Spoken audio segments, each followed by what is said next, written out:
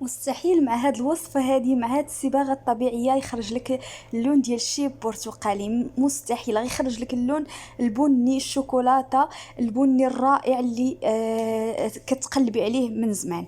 بهاد الوصفه هادي لا تبعتي المكونات والطريقه كيف غنقول لك، راه غادي تنجح معاك الوصفه ان شاء الله. تبعوا معايا لا فيديو من الاول حتى الاخر، واللي اول مره كيشاهد قناتي يشترك فيها ويفعل الجرس. والبنات اللي معايا من شحال هادي، شكرا لكم كبيداتي، شكرا لكم على التعاليق ديالكم الزوينه، شكرا بزاف.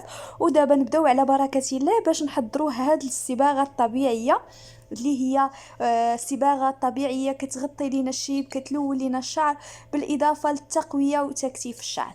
هنا عندي القهوه سريعه الذوبان، غادي ناخذ ملعقه كبيره، انا هنا عندي ملعقه صغيره خديت زوج، يعني ملعقه كبيره من القهوه سريعه الذوبان. وغادي نضيف لها بطبيعه الحال الماء مغلي، الماء طايب المسخون كيف كتشوفوا معايا. وغادي نخليها جانبا، غادي نحطها على جنب، وغادي نبدا نحط المكونات معاكم. تبعوا معايا البنات، والطريقه راها جد ناجحه كيف كتشوفوا معايا. راه غادي نوريكم الطريقه بالتفصيل الممل. مهم، غادي ناخذ زلافه وغادي نضيف لها الحنه. الحنه البنات الافضل تطحنوها على يديكم، وإلا ما قدرتوش تجيبوها من عند العطار اللي يكون ثقه، اللي غيعطيكم حنه زوينه. هنايا غادي ناخذ ملعقه كبيره، انا كيف قلت لكم عندي الملعقه صغيره، غناخذ زوج، يعني ملعقه كبيره ديال الحنه. وتقدروا تضاعفوا المكونات، الا شعركم طويل بزاف تقدروا تضاعفوا المكونات. انا هاد الوصفه هذه كافياني. هنايا غادي نضيف الكركديه مطحون. الكركديل او الكركديه راه معروفه البنات، راه موجود عند العطار. اي عطار موجود عنده الكركديه، وهذا هو اسمه. واللي ما كيعرفش الشكل ديالو، ها هو شوفوا الشكل ديالو كيفاش داير، هذا هو شكل الكركديه، كيجي فحال الوريدات يابسين بهذا اللون هذا وبهذا الشكل كيف كتشوفوا معايا. الكركديه رائع البنات في تلوين الشعر، كيلون لينا الشعر بواحد الطريقه اللي عجيبه، بالاضافه فيه فوائد كثيره. هنايا غادي نضيف ملعقه كبيره من ملعقة كبيرة من الكاكاو والمر البنات. الكاكاو والمر، انا هنا غادي نضيف زوج معالق صغار، يعني ملعقة كبيرة ديال الكاكاو والمر. ضروري الكاكاو والمر البنات. هاد الوصفة البنات والله الا كتغطي الشيب 100%. وبطبيعة الحال إلا استعملناها مرة في الأسبوع ندخلوها في حال الروتين البنات. ما غتبغيو تمشيو للحمام، ديروا هاد الخلطة وسيروا، يعني دخلوها في الروتين ديالكم الأسبوعي. وهنايا غادي نضيف صفار البيض. صفار البيض البنات بالنسبه للشعر الجاف راه كينعم الشعر الجاف، بالاضافه للتغذيه والتطويل والتكثيف، يعني كيعطي راكم عارفين البيض سواء كليناه سواء طبقناه وصفات للبشره او الشعر، كيعطي نتائج اللي بطبيعه الحال خرافيه. هنايا غادي نضيف الخل. ضروري البنات الخل، ملعقه كبيره ديال الخل. وإلا ما عندكش الخل تقدري تعوضيه بالحامض او الليمون. بالنسبه للاخوات اللي خارج المغرب، الليمون اللي هو الحامض او القارص. تعصري نص ليمونه وتضيفيها. انا هنا ضفت الخل. بطبيعه الحال كنضيفوا الزيت، انا هنا غادي نضيف زيت الزيتون البكر. اللي متوفر لكم يمكن لكم تضيفوا، تقدروا ديروا زيت الزيتون، تقدروا ديروا زيت جوز الهند، تقدروا ديروا زيت الارغان او زيت اللوز الحلو ديال الشعر. اي زيت عندكم ديال الشعر يمكن لكم تضيفوه. غادي نضيف ملعقه كبيره.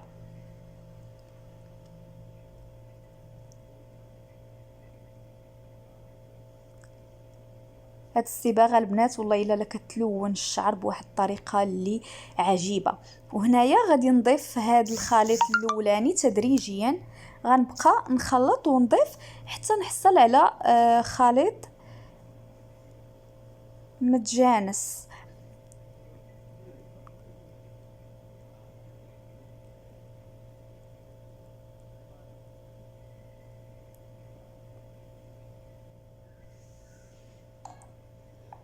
كيف شفتوا معايا انا من بعد ما خلطت مزيان راه كتزكى كتكتر. هاد الخليط كيكتر بحال هكا. كنبقى كنخلط هكا حتى المكونات يتخلطوا ليا مع بعضياتهم.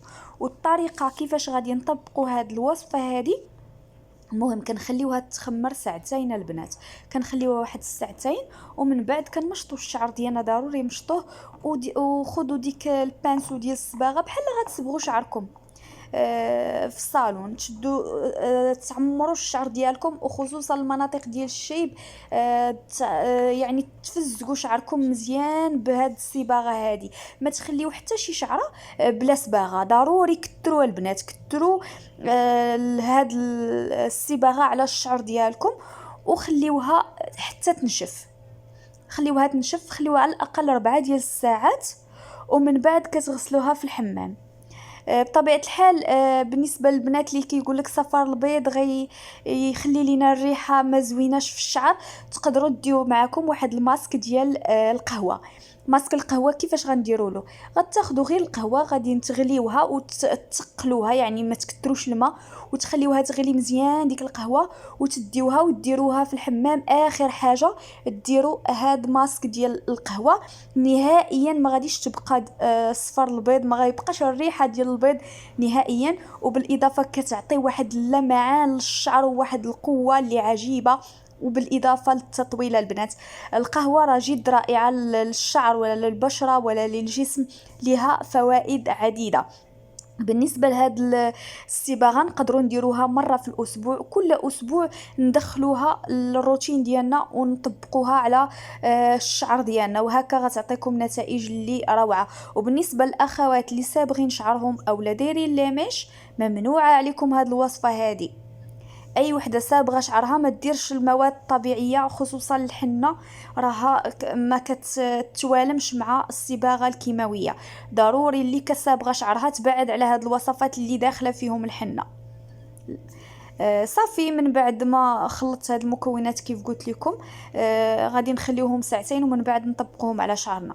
المهم الا عجبكم هاد لا فيديو ووصلتوا معايا حتى لهنا، ما تنساوش ديروا لي لايك وتبارطاجيو الفيديو مع الاهل والاحباب باش هكا تعم الفائده وتزيد العائله ديالنا تكبر وتديو الاجر ان شاء الله. حتى نتوما تديو الاجر لما لا. بارطاجيو الفيديو يعني ما توقفوش عنده، بارطاجيوه، وربي ان شاء الله غيكتب لكم ليا وليكم الاجر ان شاء الله. الى اللقاء في فيديو قادم بحول الله. بسلامه، نشوفكم على خير.